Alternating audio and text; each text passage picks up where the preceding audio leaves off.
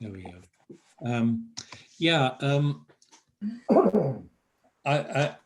it's 4 rooms, but it doesn't sound a luxury flat, does it? With 4 rooms, I suppose they could be 4 massive rooms.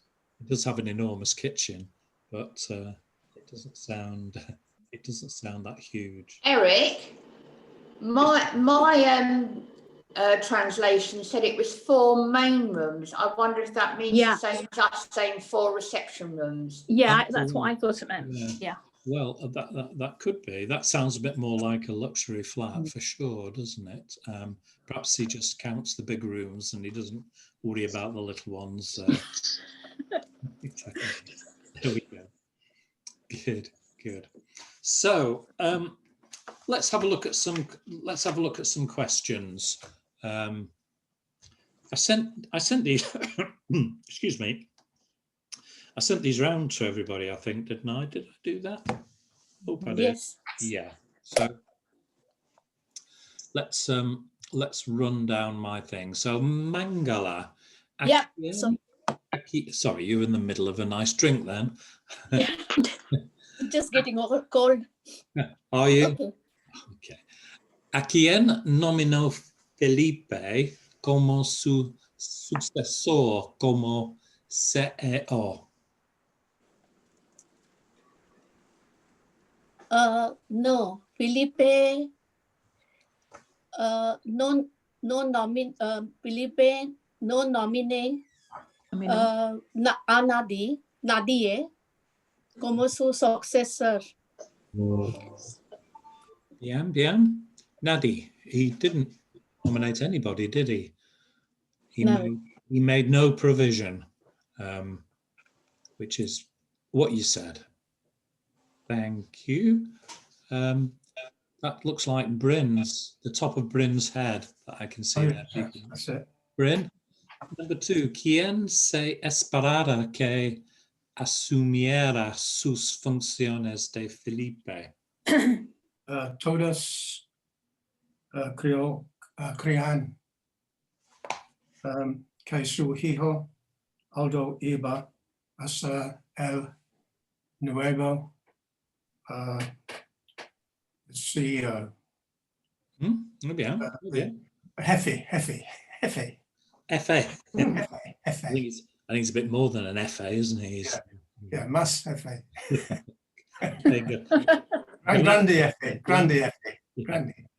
So en la empresa todos creían, everybody thought que su hijo Aldo iba a ser el nuevo CEO.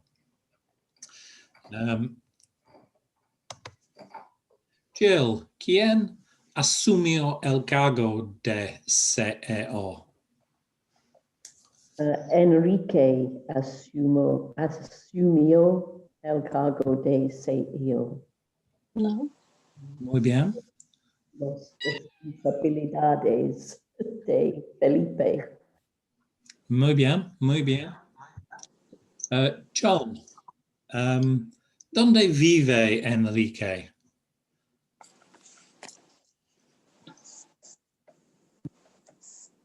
Who's that, sorry? John. Oh, sorry, Eric. Sorry. That's all right. You've just muted yourself, John. You weren't on mute, but you've just, that's it. Enrique vive en un apartamento de lujo en Barcelona. Muy bien. Vive en un, I've said apartamento. I don't like this departamento. Luxury apartment in Barcelona. Muy bien. Lorna, ¿qué desayuna Enrique? Enrique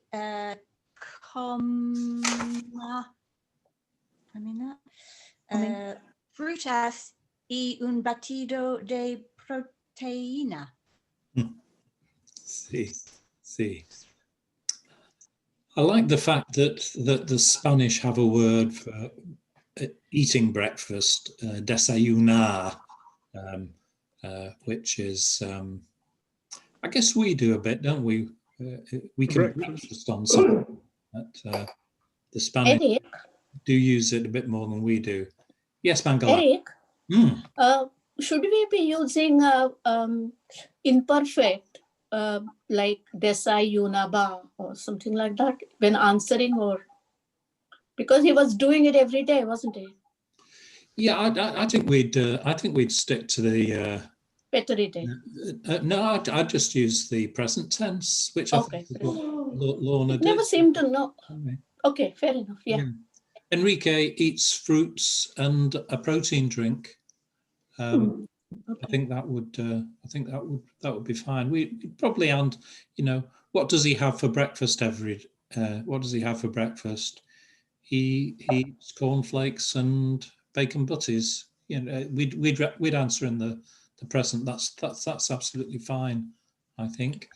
Shanta, ¿qué le gusta hacer a Enrique los fines de semana? Enrique le gusta jugado en las apuestas. Mm-hmm. Would that be right? He liked playing in the casino. He did. He liked to go to the casino. He sprayed his money around, didn't he? Gasta cientos de euros. Yeah. So this, I'm starting to get quite into this book. I think it's quite good. I'm not sure how much useful Spanish there is in there, but it is certainly testing our understanding of tenses. It's giving those a good old workout. So next week we'll read another 2 chapters. Should we keep it going? See whether Ailines is going to have a bumpy landing or not. One last question, please. Sure. How does the apuestas come into it? Because when I looked up apuesta, it said neat and elegant, and I couldn't fit that into a meaning in the sentence. Bettings. Bets. Bets. That's, That's yeah. bets, is it? Yeah. Yeah. Apuestas My is, dictionary bets. said the same. He liked betting. Yeah. All right, that wasn't in my dictionary. Or Right, gambling. okay. What did it say for apuestas? Neat, Gambling. elegant. Elegant. I'm Not betting. I'm pretty sure. Well, I don't know of another meaning for that. Right. Okay. Let's just. Gamble the money away. I got betting as well. Yeah. Okay. That makes sense. Whereas neat and elegant certainly didn't. Yeah, mine just. I'm on Google Translate there. Just says bets. So I don't know. I don't know about elegant. Well, Well, in this dictionary, Eric, Yeah. it says apuesta, bet and wager. yeah. Right. Yeah. Okay. Okay. I must have been cross-eyed when I looked at it. No, as an adjective, it said elegant. Oh, thank you. I thought I was going potty. What was yours, Susan? What did you say Well, that? as an adjective, it said neat or elegant. Oh, right. And then as a noun, it said bet or wager. Right. Okay. Likewise. Good. Well, that's cleared that up. Thank you, Susan. Thank you. Okay, so let's move to 101 conversations in simple Spanish. We'd be reading until the next 10 years if it was 1,001, wouldn't we? And we are on chapter 8, La Noticia. A couple of interesting words here before we start reading. A robbery is un robo, while a robber or a thief is un ladrón. So there isn't the there isn't the use of the same word. I have been robbed is me han robado. My husband or my wife has been robbed is a mi marido or esposa le han robado. So might come in useful if you're in Peru or Ecuador. You're bound to get your mobile phone nicked, in my experience. So might be one worth remembering. And another useful phrase in here is sí, me parece mejor. Yes, to me that appears best, but that's a direct translation. We of course would say that seems best to me. So sí, me parece mejor is quite a nice use of it. De todos modos voy a necesitar 3 actores para interpretar los roles de Nuria, Alicia y la presentadora o el presentador de televisión. Bueno, podríamos tener un presentador o una presentadora. So that there are a lot of jobs in Spanish, job titles that have a feminine sounding name, including all those ending in ante, but they can be el or la depending of the gender of the person. So the job sounds the same, the job's the same, but it's a male or female one, depending on whether you use el or la. So cantante is singer, so you can have el cantante or la cantante, the male singer or the female singer.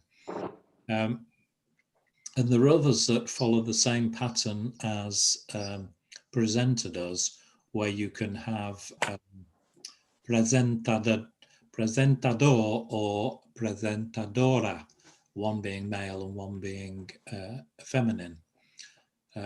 Profesor, we have el profesor, or we have la profesora, and we have a programmer, el programador or la programadora.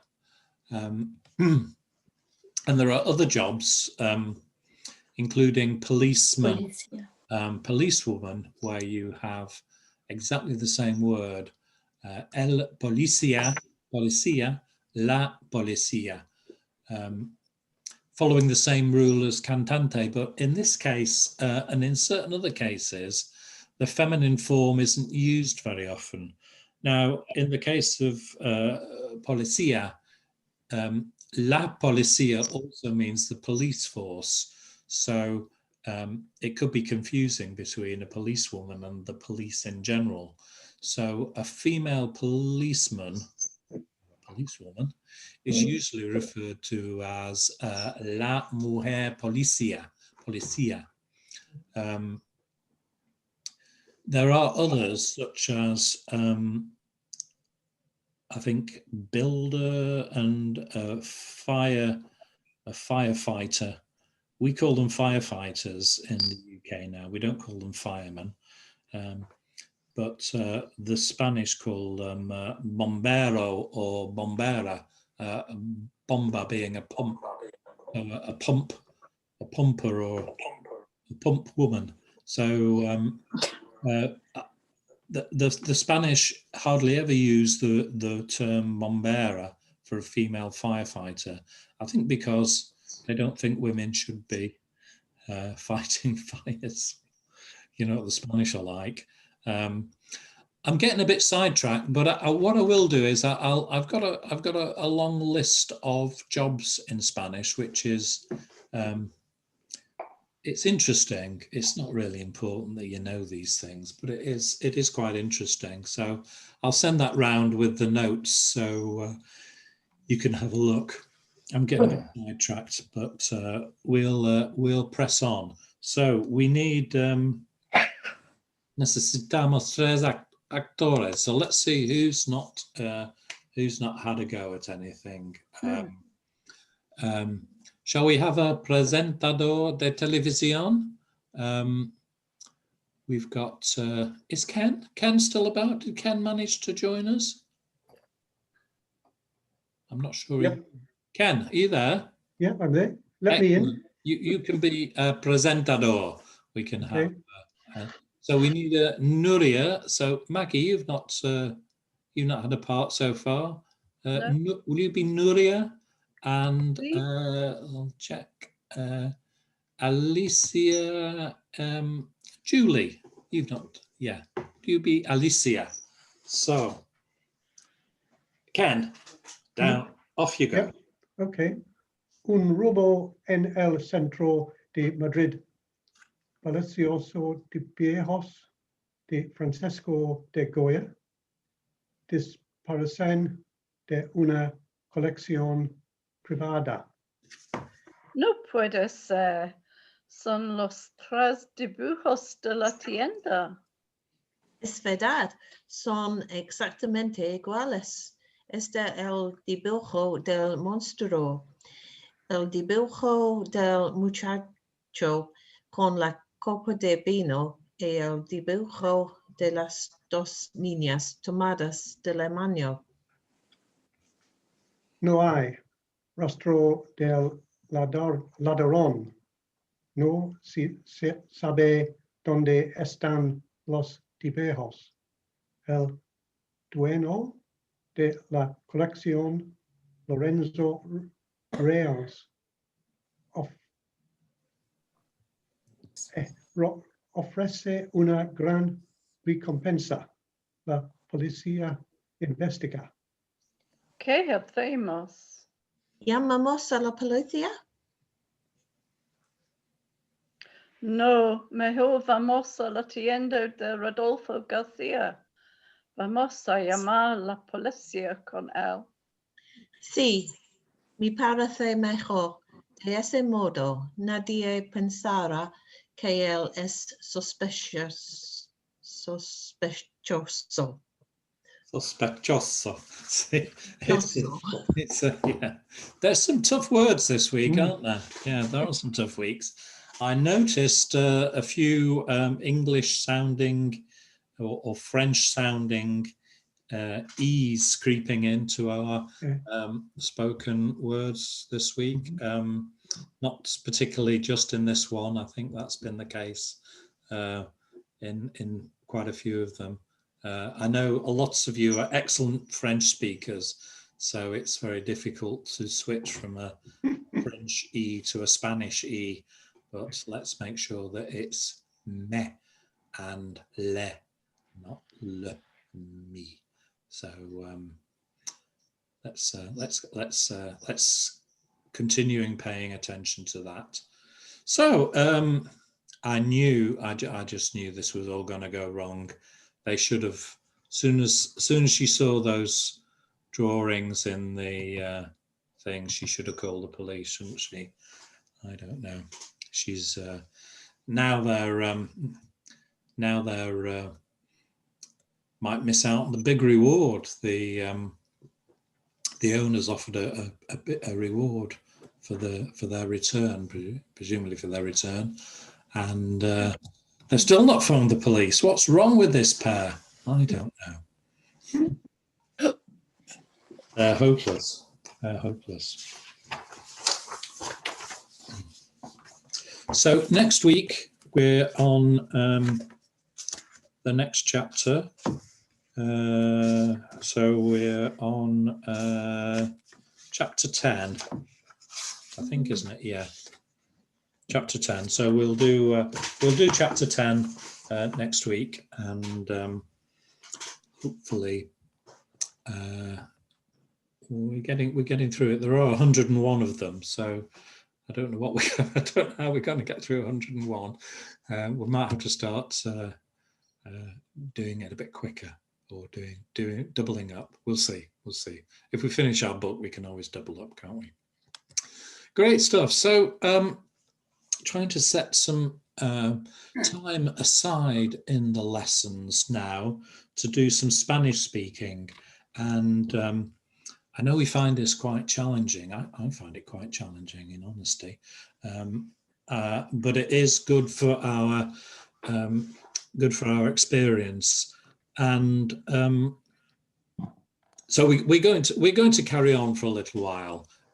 Feedback could be useful. So if anybody's got any feedback, do email me and let me know how you feel, whether we're doing it the right way, how it might be improved for you. One thing I would say is that once or twice people lapse into English when they can't find the right word in Spanish. And I don't have a problem with this, actually. I do it myself. When I've been in a Spanish-speaking country and I've had to speak Spanish and I've not got the word in Spanish, I've thrown in an English word, and very often they'll know it and help me out. So we're not trying to pass A-level Spanish here.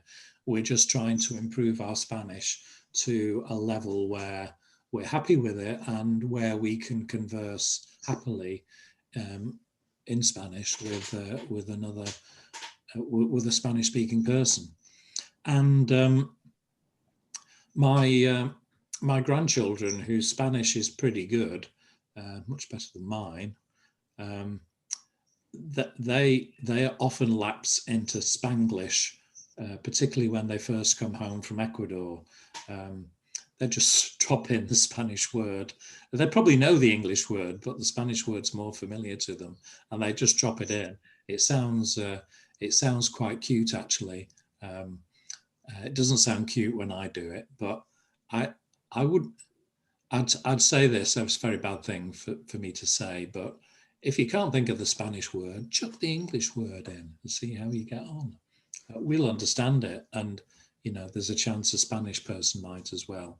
It's not good practice, but like I say, we're not doing it A-level Spanish. We're trying to get our Spanish up to a good standard. So last week, la semana pasada, les pedí que escribieran 3 piezas breves sobre lo siguiente.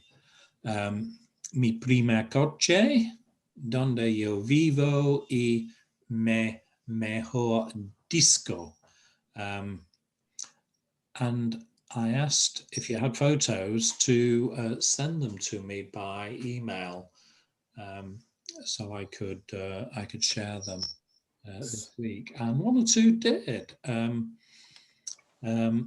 Ken sent me a picture of a very beautiful Triumph Herald. Presume it's a Herald, not a Vitesse. No, eso es el mío, yeah. And that's very clean and well cared for. And then Jill sent me a picture of another Triumph. Jill, you should be ashamed. That is in a right state. It's not as clean as Ken's, and it's got a registration UGG. I know, it was called Uggy. Uggy, which you know. I realise also that all I did was send you the picture. I didn't send you any of my written work. Oh, it's all right. We know we only wanted the pictures. The written words you can.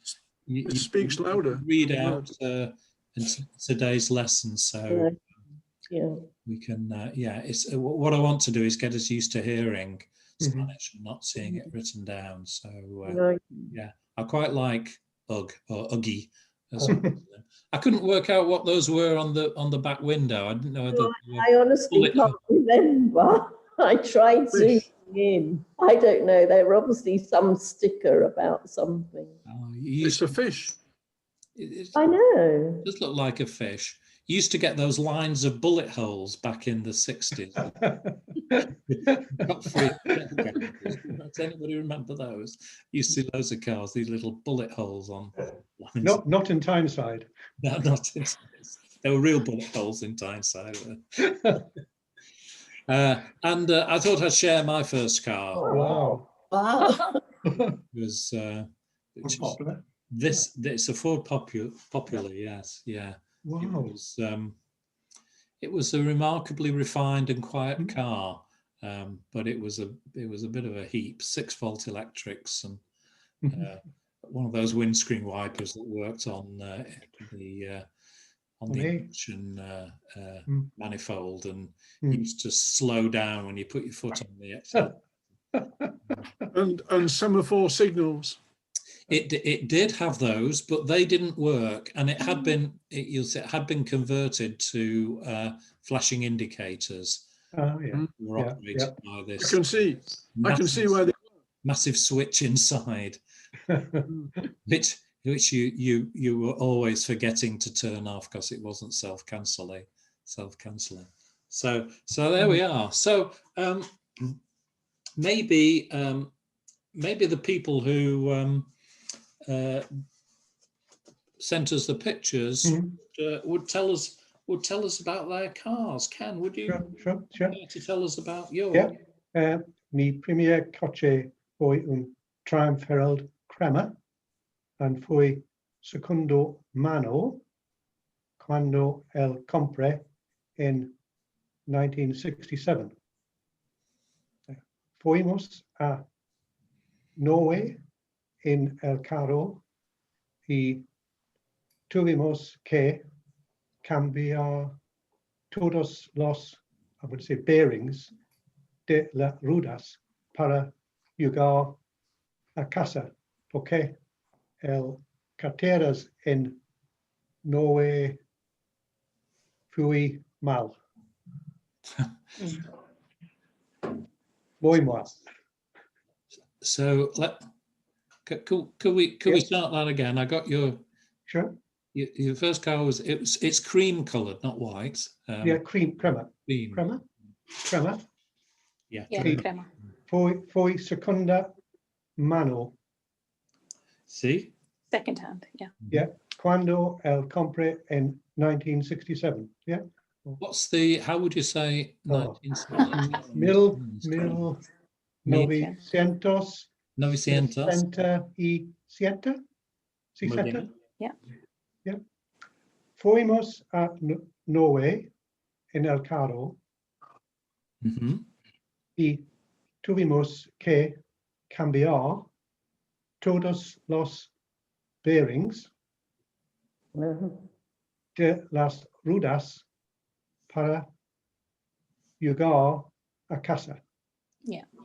So you had to change the wheel bearings, yeah? Porque todas las carteras fue muy mal en Norway. So you had to change the wheel bearings because the roads were bad, yeah? Yeah, it wrote the wheels off before we could get home from the mountains. So they in Norway in the spring they spray the roads with water and scrape them, because in many parts in the mountains they don't put tar down because the ice and frost would break it. So if you go in June, the roads were very rough, and we did not know that. Okay, is that still the case, or they? I think less so now. This was in 68. They've got so much money they could have floor heating in the roads. Yeah. Okay. Has anybody any questions for Ken? Ken, ¿cuántas millas había en la Rollhorse? ¿Cuántas millas había en la Rollhorse? How many miles on the clock? The clock. No lo sé. No lo sé. then,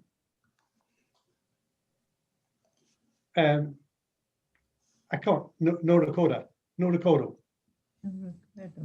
No. No recuerdo, yeah. Horse dealer. It had more before he wound them back. Ladron. Can I have a question? El coche tenía nombre? Tenía nombre? The coche. Had Name. no, Oh, name. No nombre. No nombre. Didn't your wife call it something? I cannot repeat that. we had to change the wheels at the ferry landing before they would let us back on the boat to come back to England. So Margaret had a nice name for the car. Good. Jill, would you? Hopefully, your Triumph Herald had a happier time of it. You didn't inflict any evil Norwegian roads on it. Yeah? No sé mucho de coches, pero mi primer coche era un Triumph Herald azul. Me gustaba mucho. Yo era joven, soltera y despreocupada. Tenía 19 años, más o menos, cuando solía conducirlo. Viajaba mucho para visitar mis amigas en Exeter, Hemel Hempstead y Newcastle. Vivía en Bracknell. Gracias, Jill, gracias. Y tu coche tenía un nombre, Uggy, ¿sí? Se llamaba Uggy, porque el número estaba I don't know how to say it, UGH. Bien, gracias. Anybody, any questions about Jill's car?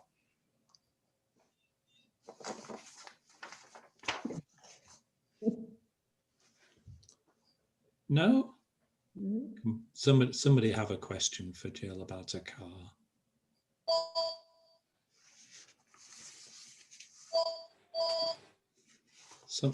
Something's going ping, ping, ping. Quanta cuesta su coche? El coche estaba a mi padre. Que cuesta Libre. Libre para mí. Estupendo. Good. So let me tell you about mine. Mi primera coche fue un Ford Popular de 1958. Mi amigo y yo nos costó 25 libras esterlinas. Lo pintamos de morado y amarillo, por lo que parecía el coche de Noddy. Después de 3 meses, vendí mi parte a mi amigo y compré una camioneta Bedford. Oh. So,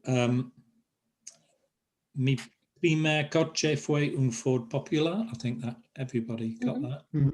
Yeah.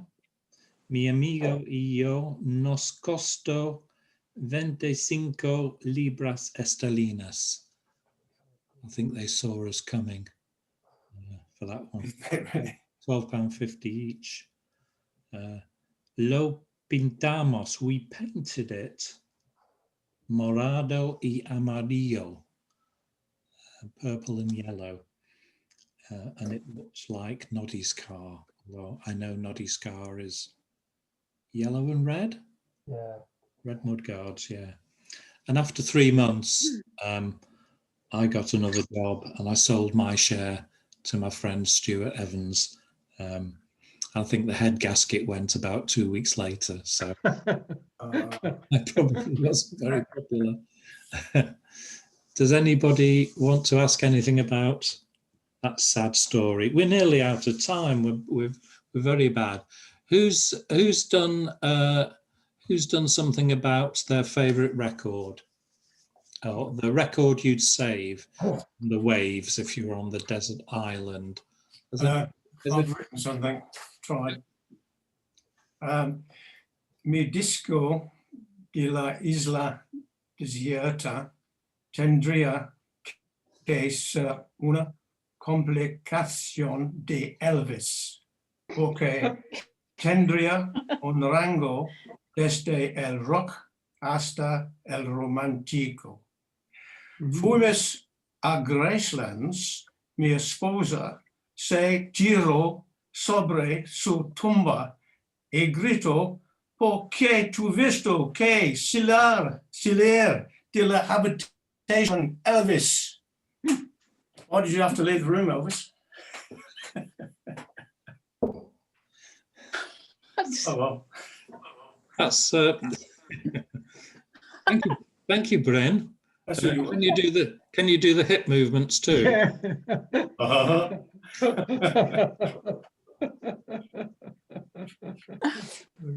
Does who else has a favourite record? I don't think we want to ask Bryn any more questions. Who else? Entiendo, señor, entiendo. Giselle, do you have a favourite record you'd share with us? Mi mejor disco de Isla Desierta es Chasing Cars del grupo Snow Patrol. Me gusta porque pienso disfrutar el momento. Ayer o mañana no es importante.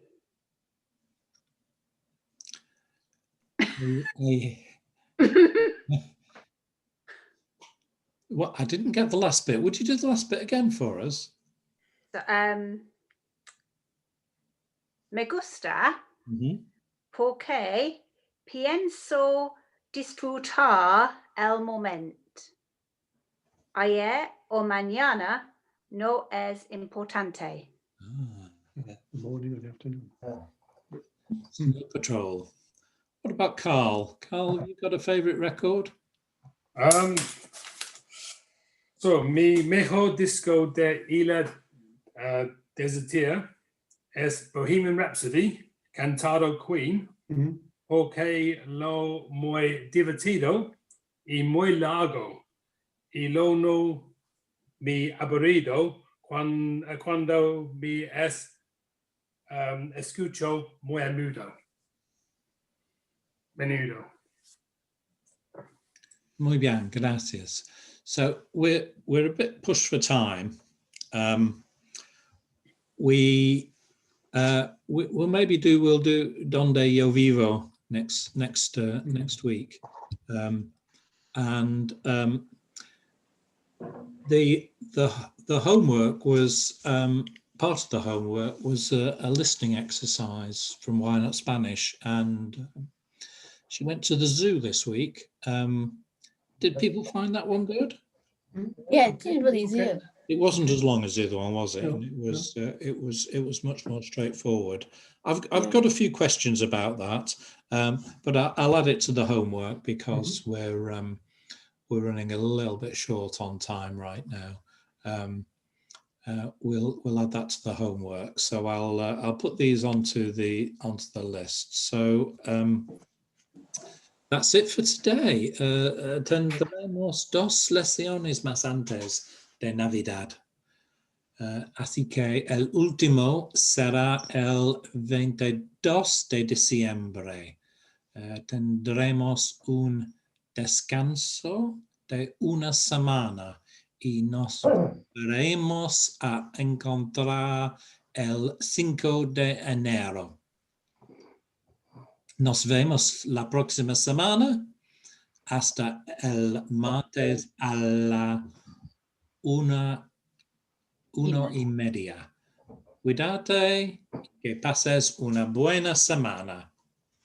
Gracias. Agradezco. Yes. Yes. Adiós. Adiós a todos. Adiós. Chao, chao. Adiós, amigo. Yes, Tony. Muchas gracias. Oh.